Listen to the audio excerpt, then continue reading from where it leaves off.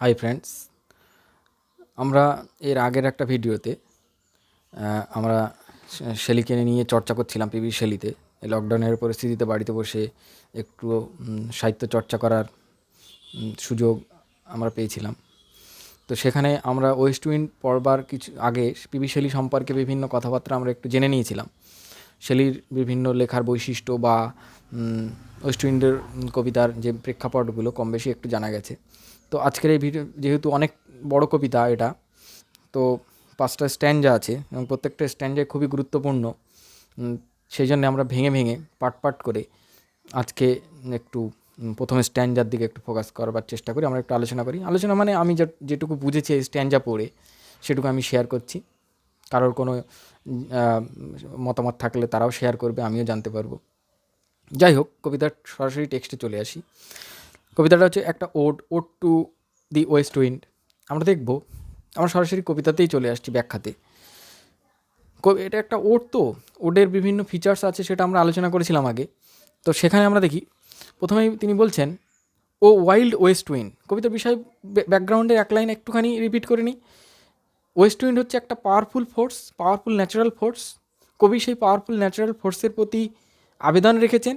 সেই powerful fierce স্পিরিটের West wind যে একটা ক্ষিপ্র গতি, সেই ওয়েস্ট উইন্ডের কাছ থেকে কিছু শক্তি তাকে নিতে হবে শেয়ার করে। কবিতার শেষের দিকে তাকালে আমরা দেখব সেই আবেদনটাই তার রেখেছেন বারবার। এবং সেই পাওয়ারফুল ফোর্সের থেকে যে একটুখানি এনার্জি শেয়ার করার পর তিনি যেভাবে তার যে মেসেজটা সমাজকে নতুন করে সাজাবার জন্য, একটা আইডিয়াল সোসাইটি তৈরি করবার জন্যে যেটা তিনি পেরে উঠছেন না সেই তৎকালীন সমাজ ব্যবস্থায়, এজ ওল্ড কনভেনশন নিয়ে যারা চলছে, তাই ওয়েস্ট উইন্ডের সেই ক্ষিপ্র গতির থেকে তিনি কিছুটা শেয়ার চান। তাই ওয়েস্ট উইন্ডের কাছে তার একটা আবেদন, এ কাইন্ড অফ অ্যাপিল তিনি রেখেছেন। সেই জন্যে তার শক্তিটা তার দরকার।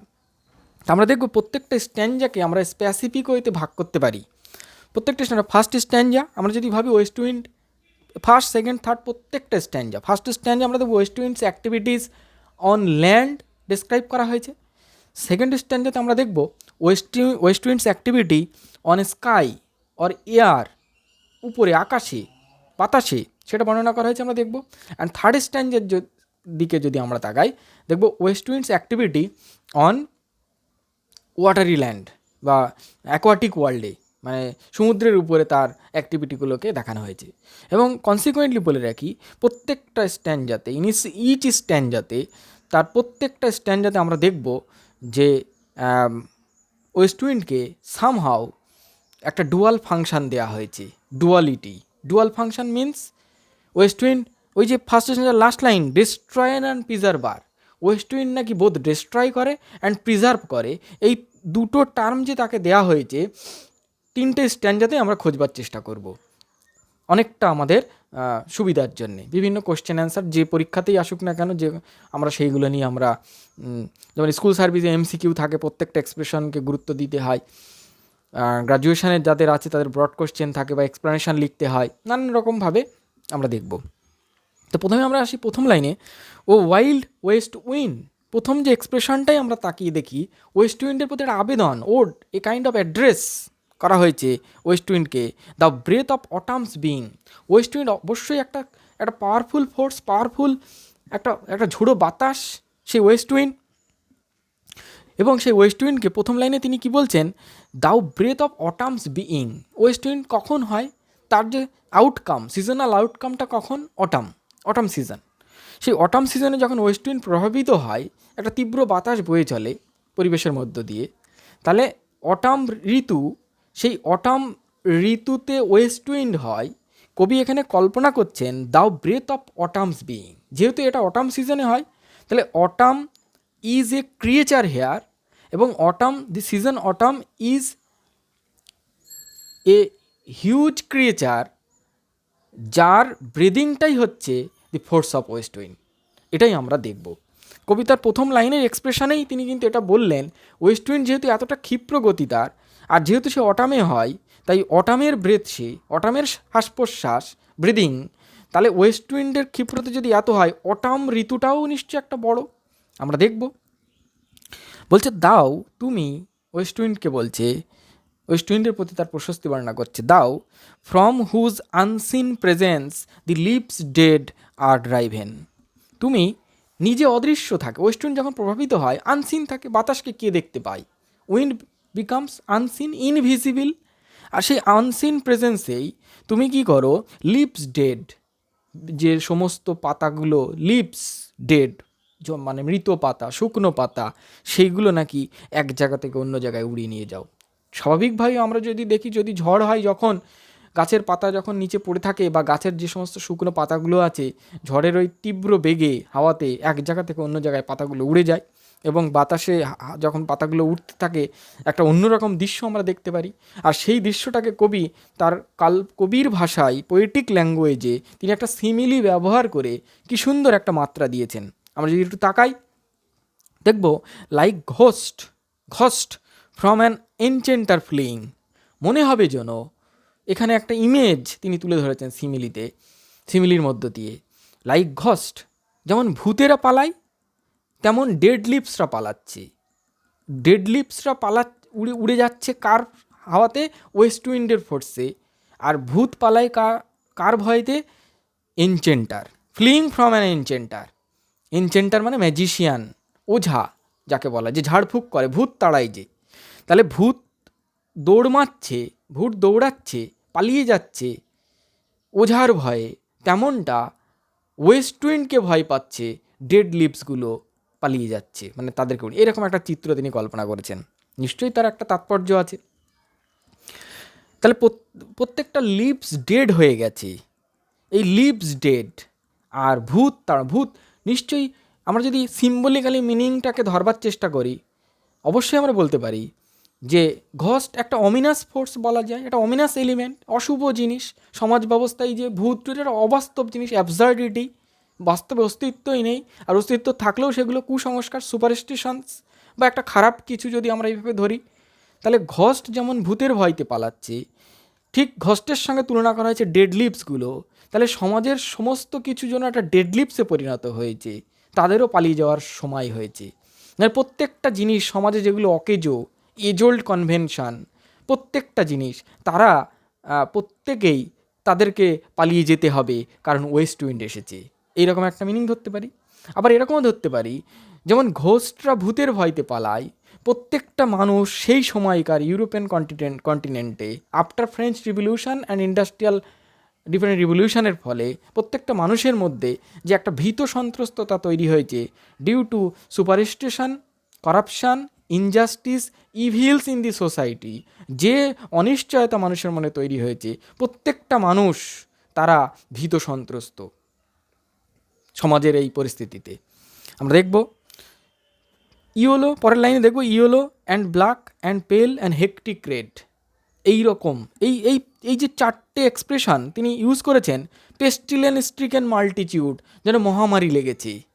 মানে ওই যে লিভসগুলো কী কী কালারের হয়েছে তার একটা অ্যাফিনিটি তিনি দিয়েছেন। কিছু কিছু পাতা হলুদ হয়ে গেছে, কিছু কিছু পাতা ব্ল্যাক হয়ে গেছে, কিছু কিছু পাতা পেল হয়ে গেছে, আর কিছু কিছু হেকটিক রেড হয়ে গেছে।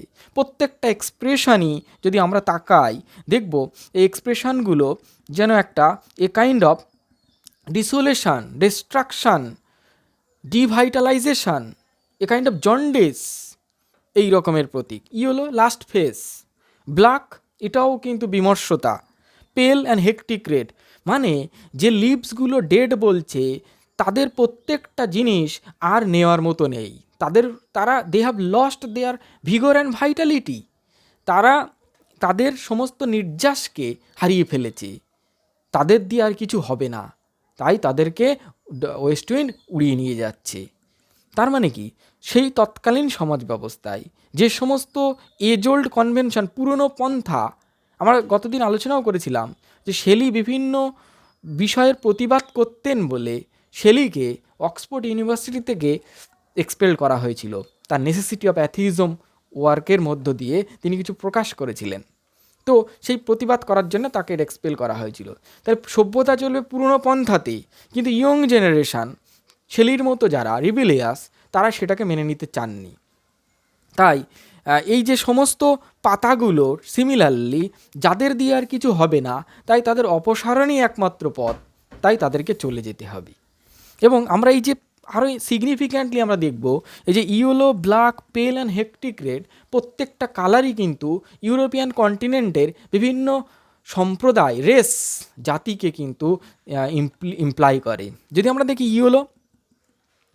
ইয়েলো, তারপরে ব্ল্যাক, নিগ্রো, পেল, হেকটিক রেড, রেড ইন্ডিয়ান, বোঝা, কাউকাসিয়ান, মঙ্গোলয়েড, তারপরে রেড ইন্ডিয়ান, এটা আমরা পাচ্ছি।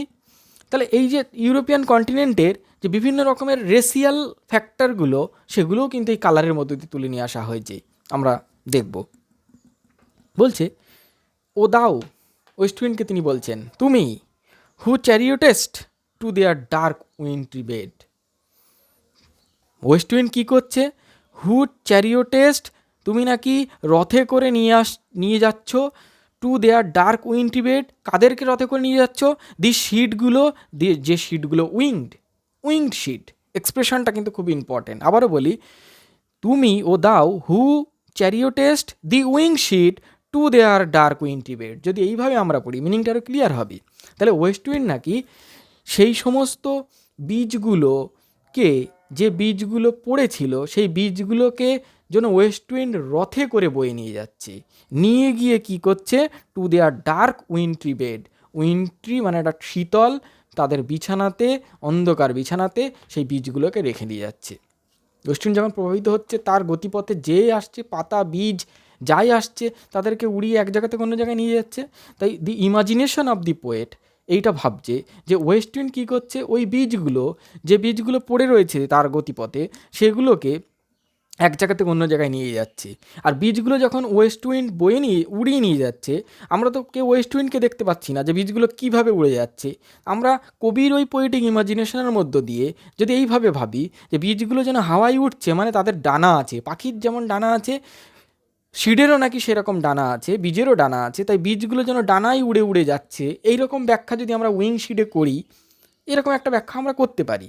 কিন্তু যা ডিপার মিনিংটা এইটা হতে পারে যে কবি এই শিটগুলোকে উইংড বলেছেন।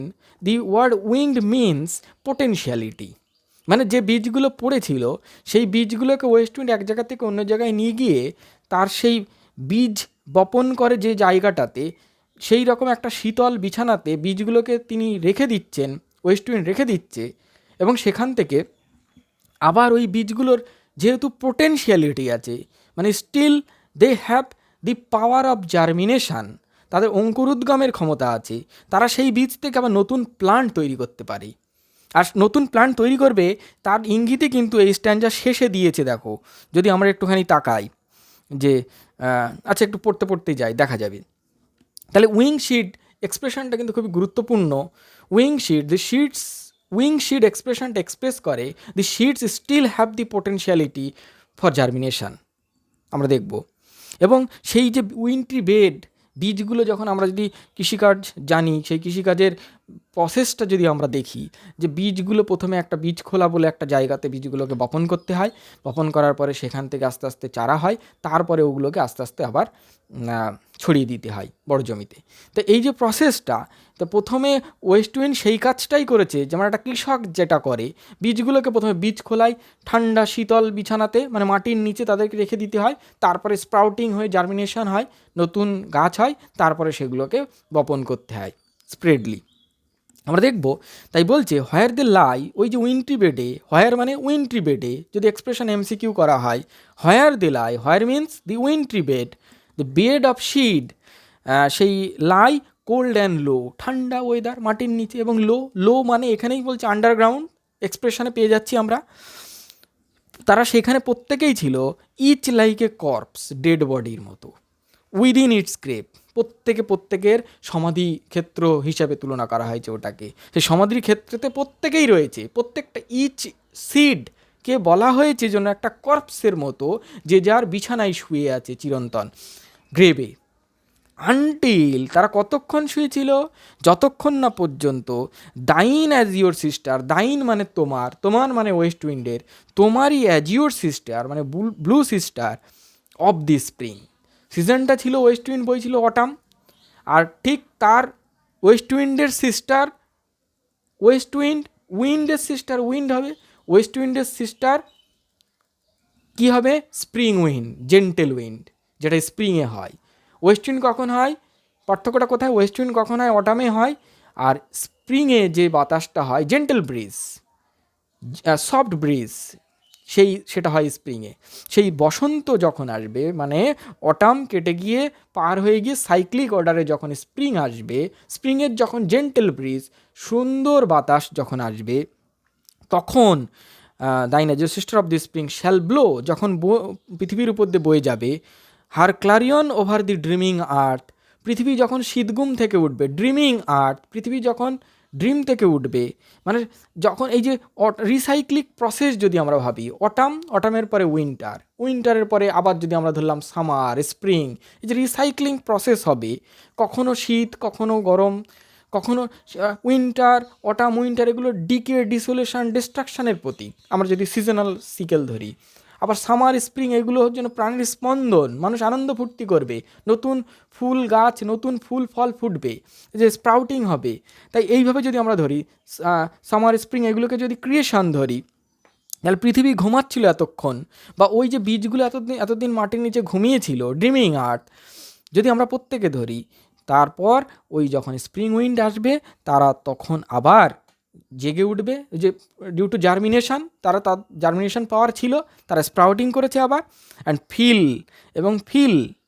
ওই ব্র্যাকেটটা পরে পড়ছি, and fill with living hues and odours plain and hill, and fills plain and hill, সমতল ভূমি এবং পাহাড় পর্বত, প্রত্যেকটা জায়গাকে তারা সম্পূর্ণ ভরে দেবে লিভিং হিউজ, সজীব রং এবং গন্ধ দিয়ে, মানে পৃথিবীকে আবার সবুজময় করে তুলবে। পৃথিবী যে উইন্ড, যে সিডগুলো পড়েছিল, সেই সিডগুলো দিয়ে পৃথিবী আবার সবুজ রঙে রাঙিত হলো।